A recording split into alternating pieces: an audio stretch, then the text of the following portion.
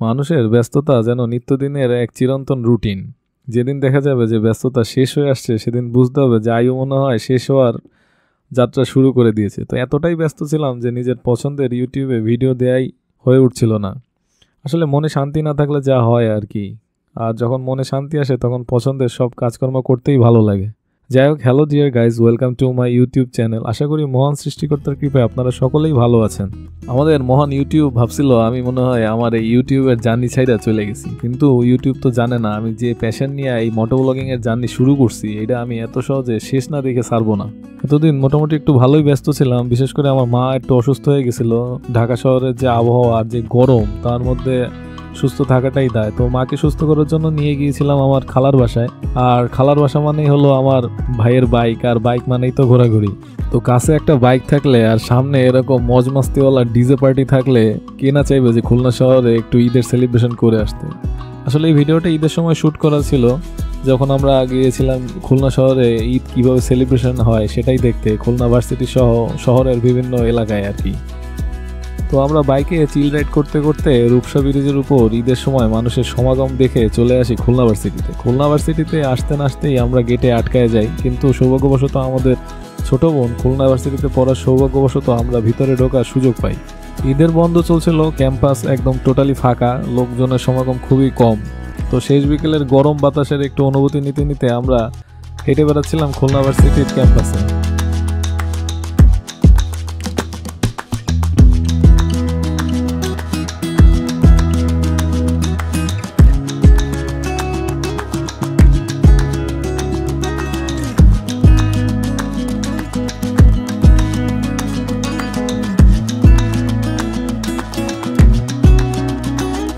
ক্যাম্পাসে নিজেদের ঘোরাঘুরি শেষ করে যেহেতু ছোট বোন আসছে একটু খাওয়া দাওয়া তো করতেই হয়, তাই চলে যাই আমরা খুলনা গোল্লামারির একটা ফ্যান্সি রেস্টুরেন্টে। কিন্তু সেখানে যে খাবারের পছন্দের আইটেম চয়েস করতে না পেরে আবার সেই চলে আসে লাজিজ ডাইনে। সেখানে খাওয়া দাওয়া সেরে ওই দিনের যাত্রা সমাপ্ত করে রাতের রূপসা সেতু দেখতে দেখতে চলে আসি সোজা বাসায়।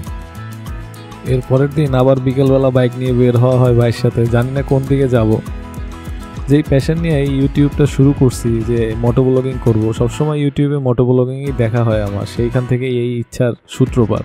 যদি কপালে থাকে আশা করি 2 থেকে 3 মাসের মধ্যেই মোটো ব্লগিং সেটআপ নিয়ে আপনাদের সাথে নিজের অনুভূতিগুলো শেয়ার করা শুরু করব। আর এর জন্যই একটু চেষ্টা করছি যে মোটো ব্লগিং স্টাইলে কিছু শ্যুট নেওয়ার। ওই দিন ঘোরাঘুরি করার জন্য আমরা চয়েস করি কাটাখালী রেল স্টেশনকে। কাটাখালী রেল স্টেশনে যাওয়ার সময় কাটাখালী থেকে মোংলার যে হাইওয়ে রয়েছে তার পাশেই কিছু জুট মিল চোখে পড়ে আমার। যেহেতু ঈদের সময় ছিল এবং কাটাখালী রেল স্টেশন চালু না হওয়া সত্ত্বেও মানুষের সমাগম ছিল চোখে পড়ার মতো। তা আমরা কিছু সময় রেল স্টেশনে হাঁটাহাঁটি করি। এরপর পাঁপড় ভাজা এবং কলিজা ঠান্ডা করার জন্য বেলের শরবত খেয়ে ওই দিনের যাত্রার সমাপ্তি ঘোষণা করে চলে আসি সোজা বাসায়। এর পরের দিন আবার যাই খুলনায় একটু টুকিটাকি জিনিসপত্র কেনার জন্য, কিন্তু ঈদের কারণে মার্কেট বন্ধ থাকায় ধর্মসভার পাশে ক্ষীর খেয়ে চলে আসি বাসায়। ওই দিন ছিল পহেলা বৈশাখ, তাই বিকেলবেলা বাইরে নিয়ে বের হই আশেপাশের এলাকায় মেলার খোঁজে। তাদের পাশের এলাকায় নাকি মেলা হচ্ছিল, তাই গিয়েছিলাম একটু মেলায় ঘুরতে। বিকেলের সময় ছিল তাই মেলা তখনও অতটা জমে ওঠে নাই, তাই ভাবলাম আশেপাশ থেকে একটু ঘুরে আসি।